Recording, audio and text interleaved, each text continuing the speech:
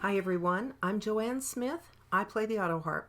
I'd like to give you a tutorial today on how you can take an Autoharp that has 15 bars with buttons that are in 2 rows and change it into a 15 bar Autoharp with 3 rows of buttons. So what I have is a before, this is a 1970s era, late 1970s, early 80s probably, Oscar Schmidt Appalachian model Autoharp. It's got 15 bars, it's chromatic, and those bars are in 2 rows. There's 2 rows of buttons. 2 rows is fine, but it's much more logical and easier to play if you can get those buttons into 3 rows. And there's a simple way to do it. It's not as hard as it first appears. So what we're going to end up with is something that looks like this. Right here. Okay, there you go. What I did was I took an Autoharp. This is another 1970s vintage Oscar Schmidt Autoharp, and I took the chord bars and I modified them so that I now have 3 rows of buttons. And this way you can put your major chords, your 7th chords, and your minor chords all in separate rows, and it makes it much easier to learn to play the Autoharp. So I'm going to show you how I did that. Okay, so here we go. I've got the Autoharp here, and I've got a selection of screwdrivers and stuff because I'm not exactly sure what it's going to take to get these tiny little screws out here. They're little bitty things. And what we need to do is remove this cap on either end, and the bars themselves rest in a slot inside this chord bar holder at the end. So let's see if we can get these screws to come out. Sometimes you'll notice that they've got a little rust to them, and it's not always a good thing, but slow and steady is the order of the day. You don't want to strip out these little guys because you're going to have to use them to put the thing back together. And I also like to have close by some kind of a little container for putting the screws in and any other paraphernalia like springs that I run across. Now that one's coming out pretty easily. This one down here I'm going to spend a little time with. It looks like it's got some rust to it, and if I work it too hard it may strip the top. So as you can see, these little guys are just really tiny little things, and there's 3 of them on each side. So I'm going to go ahead and get those taken off, and then I'll be right back. Okay, I'm back. I've gotten all the chord bars removed from the chord bar assembly over here, and the tops of the chord bar assembly, these 2 little caps, they have the remains of some kind of a looks like sponge rubber type of padding in there that was initially put in there to quiet the bars down. That's pretty much flattened out, disintegrated, doesn't do its job much anymore, so we'll replace that later. But first let's address the chord bars. Now I left all the felts on, and they're actually in pretty good shape. However, since we're going to be setting this whole thing up in a much more logical arrangement that's going to make it easier for you to play in the different keys without having to change your fingering, we're going to go ahead and end up refelting all of them. But here's how you determine, or how you figure out, which bars you're going to change and make into that 3rd row. So right now we have 2 rows, okay? So what I do, the first one I do is this one right here, and what I'm going to do is I'm going to slide it up here until it's about the same distance, you know, kind of stair steps down at the same amount of angle. I need to pull that up a little more, I think. Yeah. Okay. So then I've got 1, 2, 3. Now I'm going to need another bar right. Let's see. Move all these over. I'm going to need another one for this 3rd row here. So I'm just going to do that, and I'm going to pull this one from the bottom, and I'm going to bring it up here, put it in place, and now I'm going to scoot it up until it pretty much lines up with the 3rd row. So now we've got 1, 2, 3, 4, 5, 6. Now I'm going to need another treble row right here. So I'm just going to move this over, grab this one, put it in, and scooch it up until it's about at the right place. All right. So we're right about, let's see. Now we move these over like so. Okay. All right, now 1, 2, 3, 4, 5, 6, 7, 8, 9, and then 10. It's going to be a treble row again. Okay. Okay. 10, 11, 12. Okay. Lined up. And then 13, 14, and 15. So we have these all lined up now in 3 rows. And I usually like to take either a level or some kind of a, like a right angle, 90 degrees to make sure that I have everything lined up just really perfectly. But once I do that, you can see that these bars are quite a bit shorter than the other 10.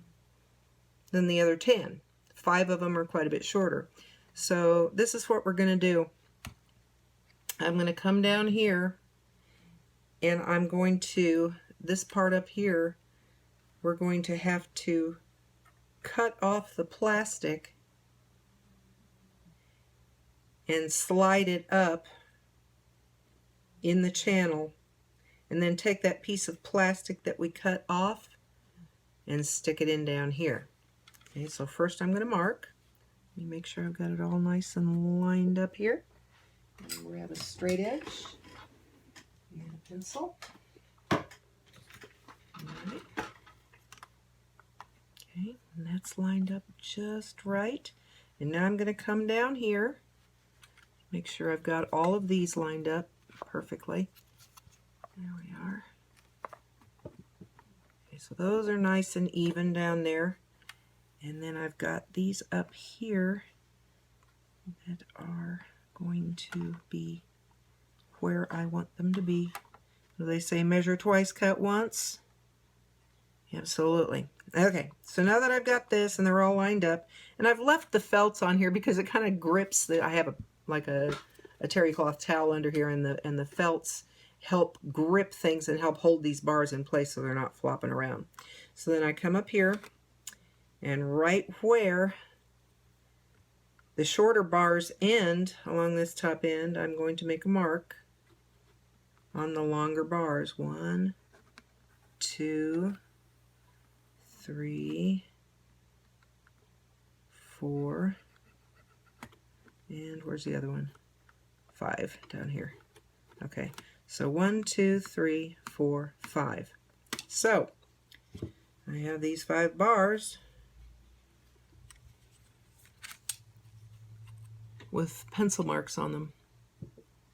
And now what I need to do is cut off this plastic and slide this down and move it in here, and we'll do that, and I'll show you how that's done.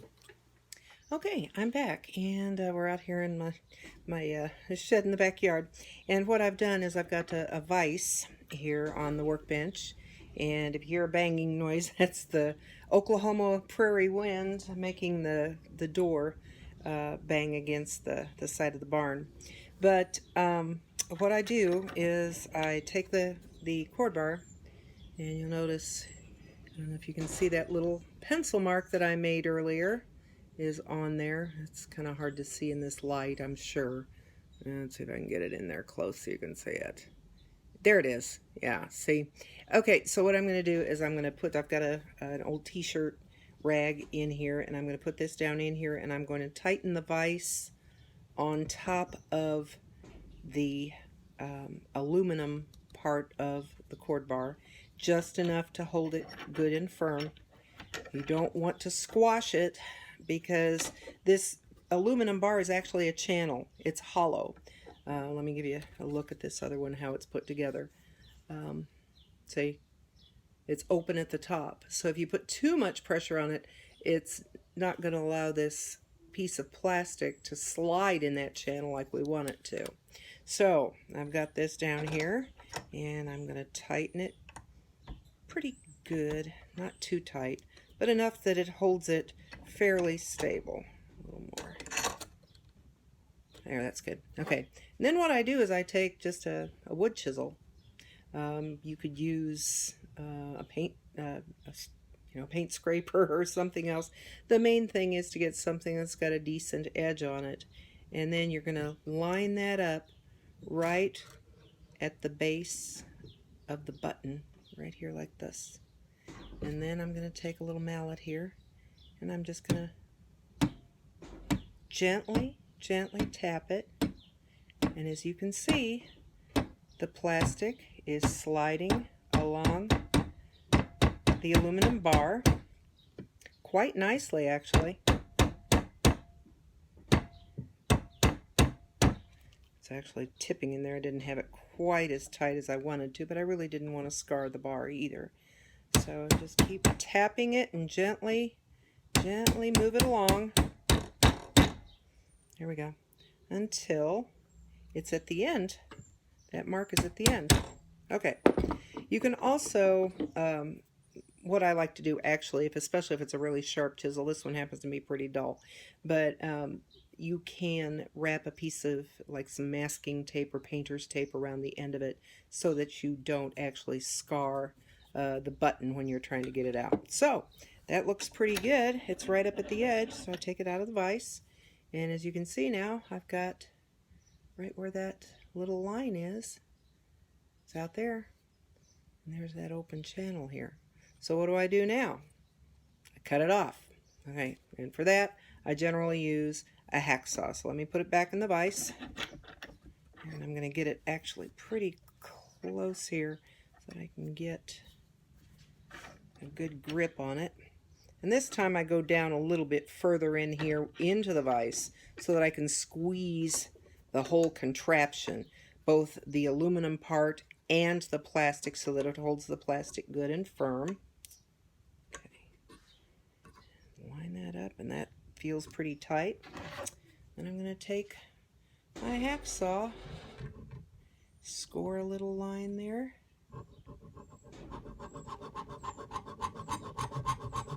This plastic, I mean, just take your time. It's not gonna, you're not gonna go through it just right off the bat. I like to be really gentle because I want to have a clean cut when I'm all said and done, because I'm going to take this little piece of plastic that I end up with and I'm going to slide it back in the other end of the bar. Okay, so there we are. And that's cut. And there's that little piece. And so now what I'm going to do, let me see if I can turn you around here or you can see. All right, here's the other end of the bar. And I'm going to take that. And I'm going to actually slip that right in there. And boom. Loosen it up here. Get it out of the vise. And voila. I now have a chord bar that is something that is going to be in a third row. So here you go. See? 1, 2, 3. Like that.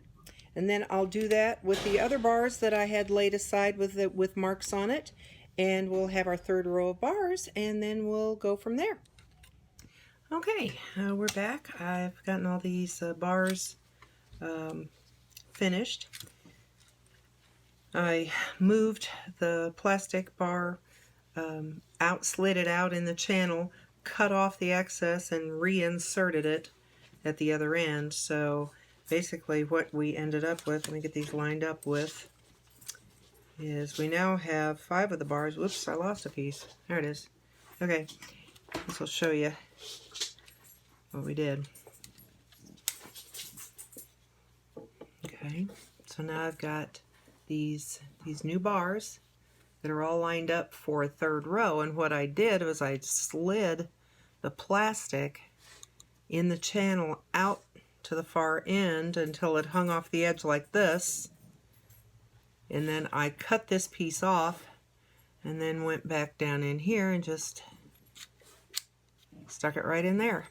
Now you can kind of see where those little pieces were cut. Okay.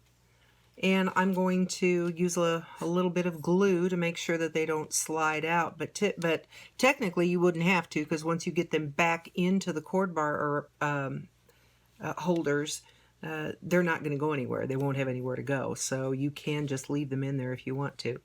But here are the bars that we left in their original position from the 2-row. And now, as you can see, I'm going to go ahead and insert these in here like this.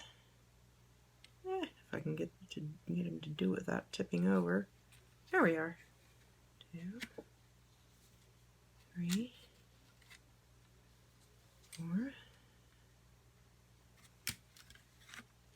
and 5. And there we are. Okay, so now instead of having a 2-row cord bar set, I now have a 3-row cord bar set. And here's all these little I'm going to move these down so that you can actually see where I made those adjustments at. See? Okay. But anyway, that's how I did that. Now the next step is we're going to take all the felt off, put new felt on, and we're going to come up with a layout for this for chromatic that's going to be much, much more logical and easier to play. So let me get busy on that, getting that felt off, and I'll be right back.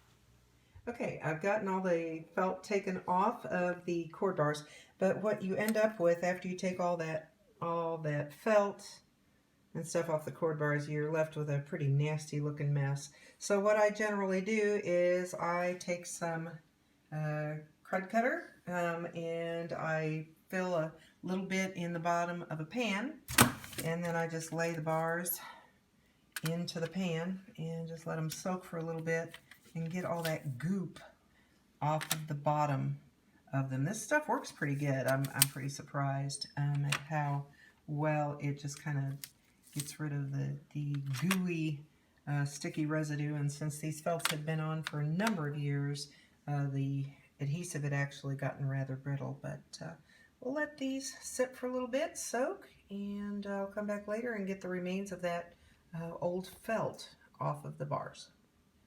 Okay, once you have all of the old felt removed from the cord bar and you've used the crud cutter to get rid of any residue that remains on the bar, the next thing you're going to want to do on all 15 bars is you're going to want to put new good quality felt on the cord bar.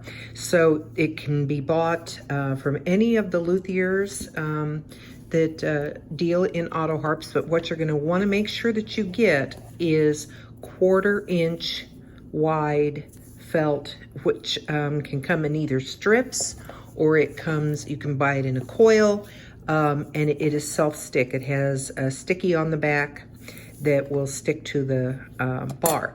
Now the Oscar Schmidt Autoharps that have the 21 cord bar sets, the bars are narrower, and you would need a 3/16 wide felt for that. But for these particular bars, you need 1/4 inch felt. And like I said, you can buy them in pre-cut strips or in bulk like this. But the thing to remember about these particular cord bars is, because of the way that they work and the way that they fit in the cord bar holder, you have to have felt all the way from one end to the other, because the felt will actually rest on top of the springs. So the easiest way to get the felt on the bar is to take your strip of felt and start by removing the paper. Get it good and centered right on there like that, and just kind of hold it. And then what I like to do is walk the strip down the bar, holding it right in the middle and running my fingers down the side to make sure that I get it nicely centered on the bar. And you can actually remove all of the paper and then just kind of very gently move it along here, along the length of the bar, making sure you have it right in the center, okay, until you get to the end. Now in this particular case, I cut the piece just a little bit long. And what I like to do after I get it on there and I'm sure that it's nice and centered is to just go ahead and give it a firm push on a hard surface to make sure that it's good and stuck. And then I'll go back in with my hobby knife and trim off the very little bit that's left down there at the very end. And make sure you use a sharp blade. But anyway, then you are going to want to do that on all 15 of your chord bars. And then we go on to the next step. Okay, it's time to get busy and get our chord bars set up the way we want them. And here's that template that I had. And you'll notice that I have a 7th chord at the very top. And this would be the treble side or the high strings over here and the bass strings over here. So it would basically be like this. So what I want to do, and this just makes sense from a fingering standpoint, is I take this bar right here, okay, that would be on the treble row. I'm just going to tip it up there so you can see it. All right. And I'm going to take this and I'm going to move all of these chord bars up a little bit. Now those springs are kind of flopping around in there, so I'm going to see how quickly I can do this and not get the springs spilling out of their slots. Okay. So I move all of these up one place. Okay. And that will get them all in the right spot so that we can follow this setup exactly. And it also is helpful having them in the right order when you go to cut your string or cut your felts for the chords. Because the way I have it set up on this thing is that the first chord up here is that one. And then the second chord, the G minor, is that one. And it just goes down the line. The B flat is next and it's here. So you can start at the top and work your way down, and it just makes it easier to go ahead and make sure that you're cutting them correctly from start to finish. These little springs are just really finicky. They flop around a lot. Okay, let's go ahead and get this done. Move these over here real quick. Okay. And then I'll take this treble row chord bar that I removed from the top up here and put it in right there like that. Okay. Now I have the same setup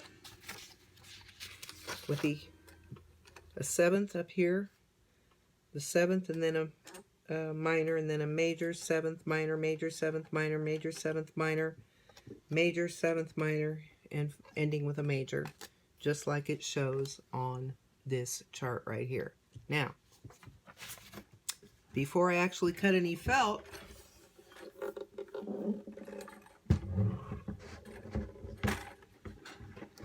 now that I have all these chord bars in position, I went ahead and made labels for this,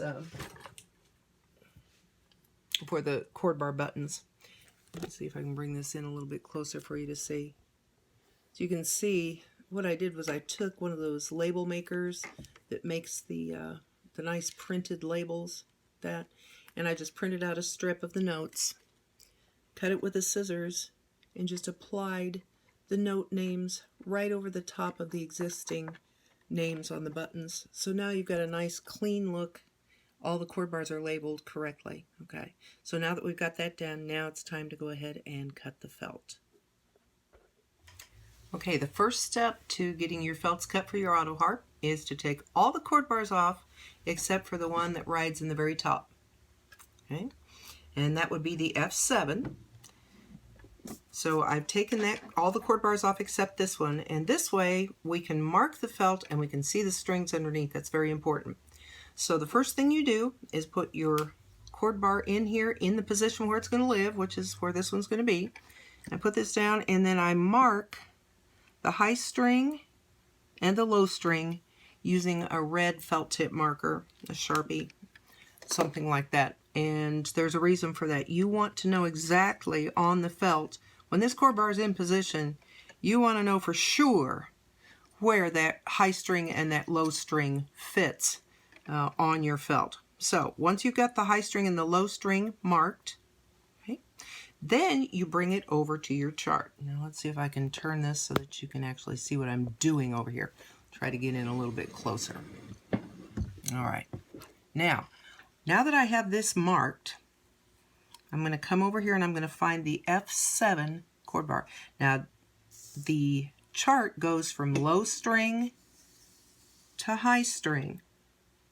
And it's also set up so that you can actually use it for a 37 string Autoharp. But this is a 36, so just ignore that 37th string that's on the very end here. Okay? So this high string and this low string mark should line up pretty close with the high string and low string mark on the chart. And they're close. Not exact, but close. As you can see, this one's off just a little bit. Now the reason for that is each one of these lines is exactly 1/4 inch apart. And so are the strings on the Autoharp. But the Autoharp has strings that are of different diameters. These are big and wide.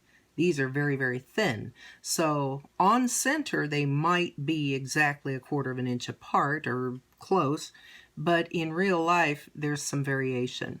So this is going to be used as a guide. So what we're going to do is we're going to get as closely lined up, kind of split the difference here, and then we're going to come in with a pencil. What we're going to do is every single one of these X's, I'm just going to take a pencil and I'm going to mark where the X is for this particular chord. Just hold it against there and mark the X. Okay.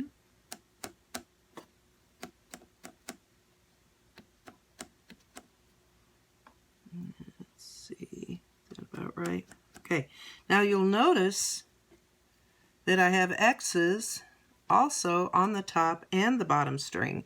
And this is why I want you to use red ink to mark the actual strings, because if you mark them with black or with a pencil or some other color, how are you going to know that you're supposed to cut it or not? Because when you're doing 15 of these, sometimes you might get distracted and forget, am I supposed to cut that one or not? So the dark color of the pencil lead or the black kind of obliterates that red color, and that way I know for sure I'm supposed to cut that mark. Okay. Once you've marked your felt using the template over here, you want to bring this back over to the Autoharp and you want to double check these marks against the strings themselves to make sure that they're lined up with the strings and not just the paper. So put it back in the slot where it belongs, okay, and come down here and just kind of look at what you've got here. And what I'm going to do is I'm going to take my pencil here, and I'm going to pluck each one of these strings, okay, for that one, and then for this one, and then I think it's, let's see, this one.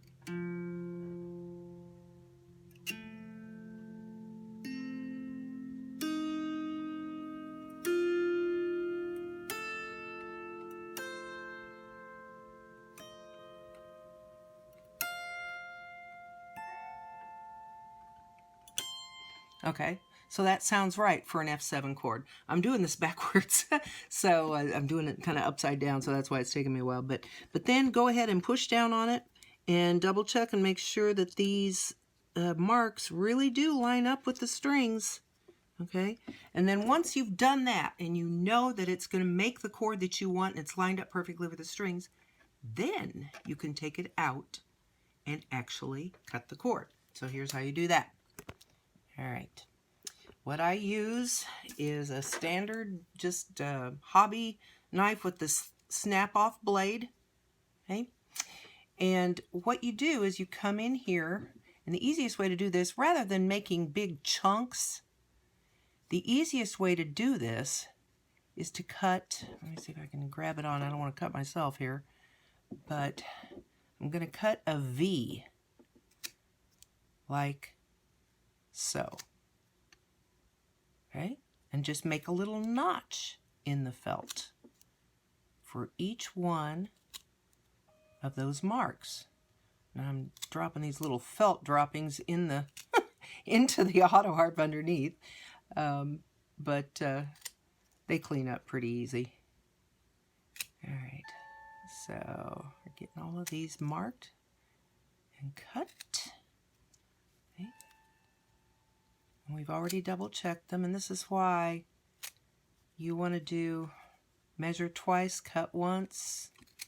Okay, and don't wait until your blade is completely dull before you snap off the end and get a fresh blade. Honestly, you're going to do yourself a big favor, and you're going to have nice clean cuts, and it's just going to be so much easier to do. And I'm going to turn this thing around so I can actually cut easier from this side and not end up hurting myself here.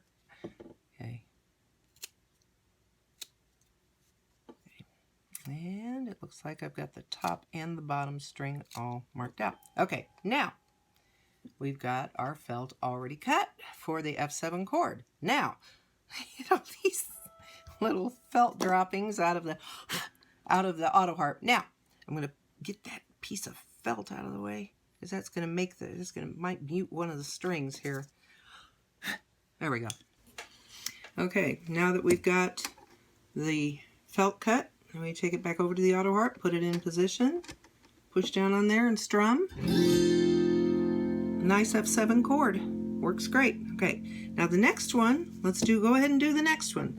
So we take the next chord bar that's in line, which is the next one in the slot here, which is going to be the G minor.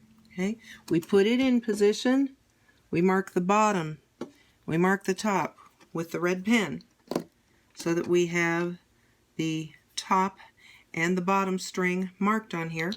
And then we come over here to the chart. Let's get down in here close so that you can maybe see this time.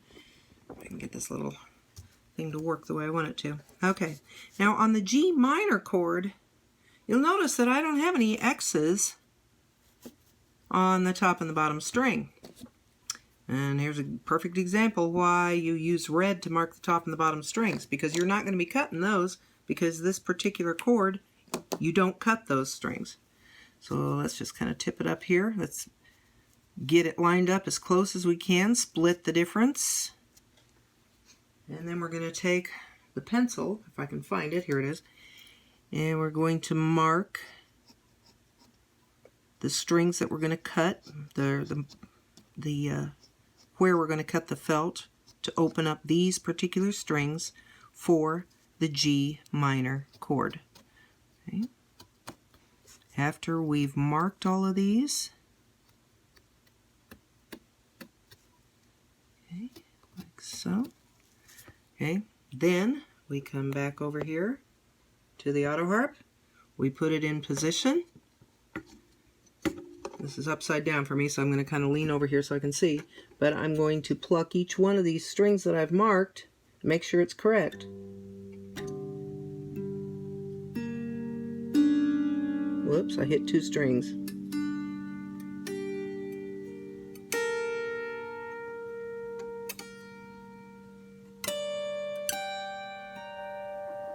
Okay, so that sounds about right. Okay, Now I'm going to push this down, and I'm going to double check and make sure that the pencil marks are true to where the strings actually are on the Autoharp. Okay, now this one's off just a smidge, so I'm going to double mark that, and see, and this one's off just a little bit too. Okay, all right, so we've got that done, and then we go ahead and we take our little hobby knife with a sharp blade, and we don't cut the red one because I didn't mark the red with the black pencil mark. Go in here, we'll cut that one, and that one. Nice little V cuts. And that's perfectly fine. I mean, you know, you don't have to cut these big old chunks out of the felt like the original, the original way the felts were done. And what that does actually is it helps, because you've got this nice base along here, it kind of stabilizes the felt so that it doesn't really move back and forth much and is less likely to fall off, which is another good thing. Okay, so get these cut right there. Okay, and one more cut.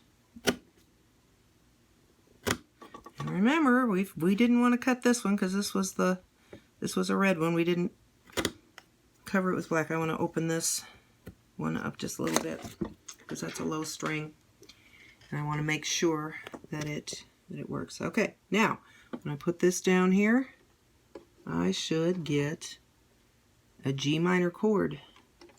All right, so push down on that, and there we are. Let's strum and see.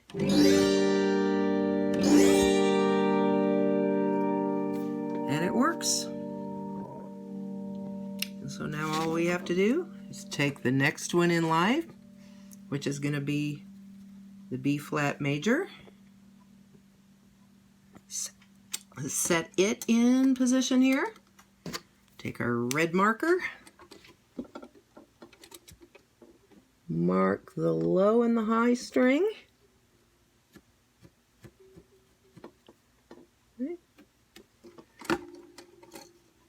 Bring it back over here to the chart. Find our B flat. Find the low and the high string and split the difference. I'm going to scoot this up just a little bit so you can see it a little better. Yeah. Not much room on this little table. There we go. Okay, split the difference and come in with the pencil. Since this low string is going to be cut, I'm going to mark it with pencil. Okay. And then mark that one, that one, that one, that one, that one, and so forth, so on. And, oops. Make sure you stay on the correct line here, okay? I slipped up here. It's easy to do, okay? That's why I tried to make each line a little bit different color, but it's easy to get distracted. Okay, right there, and right there, but I don't cut the top one. Okay, now let's come over here to the Autoharp. Let's double check it against the actual strings. Lean over here so I can see what I'm doing. All right. This one is going to be B flat major.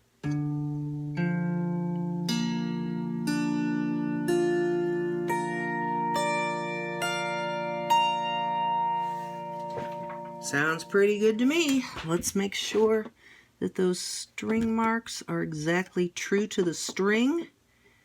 Aha, that one's off a little bit. I want to make that one over just a little bit. Just a little bit.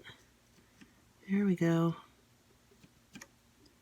And that one over just a little bit more. Okay. All right.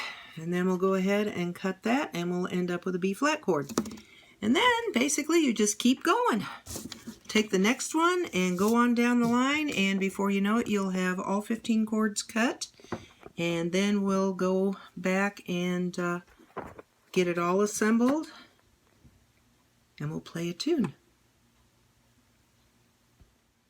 Okay, we're finally at the end. We've got all of our chord bars all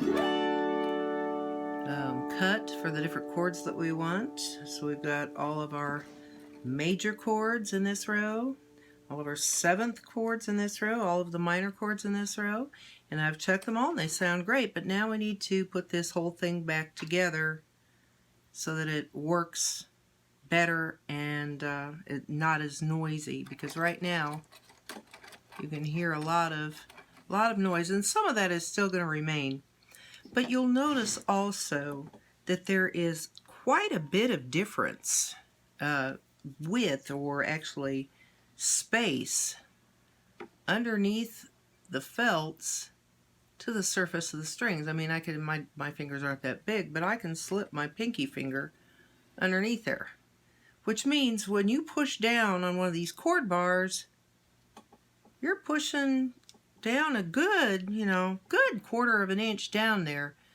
And that's okay, but it just means you have to push harder and farther in order to get that chord bar to go down and make contact with the strings.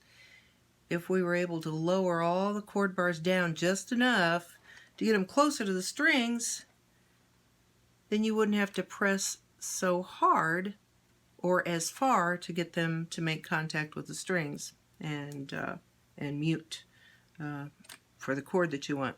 So remember those 2 plastic little covers? Okay, here they are.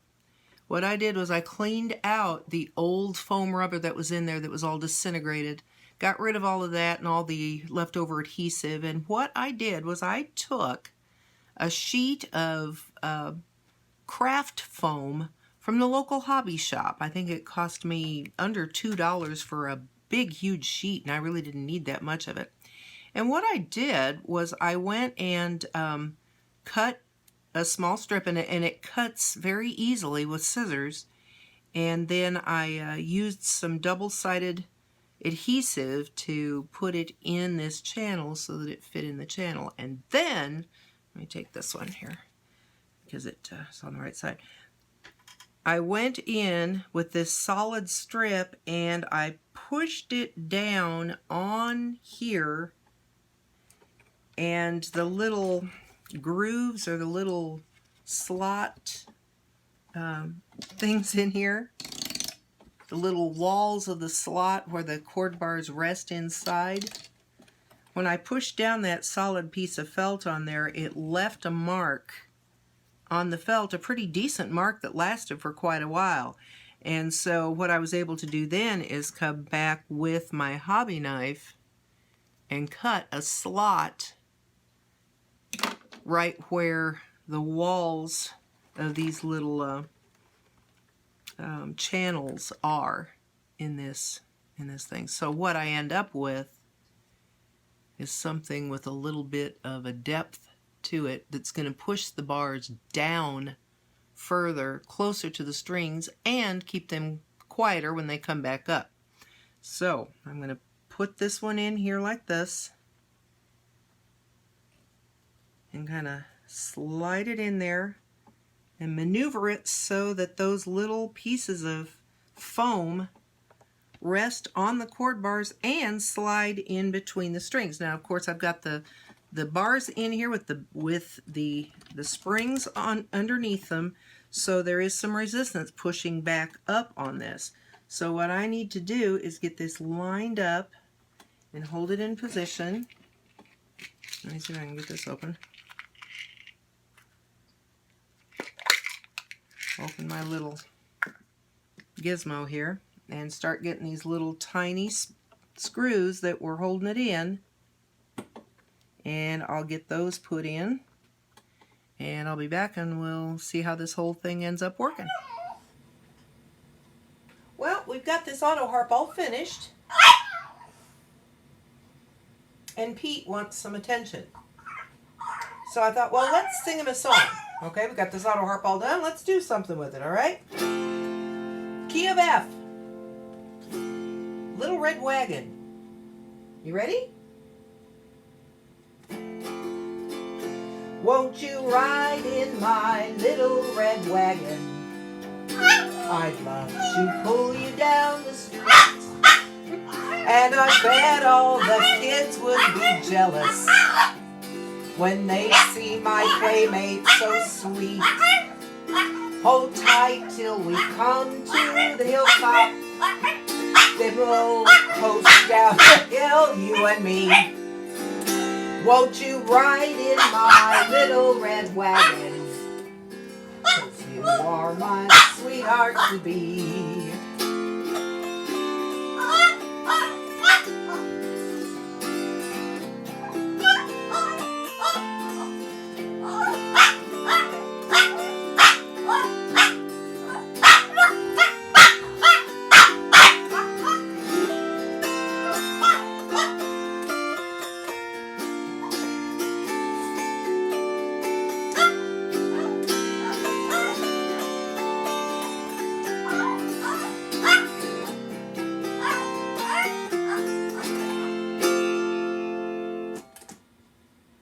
I think that's about it.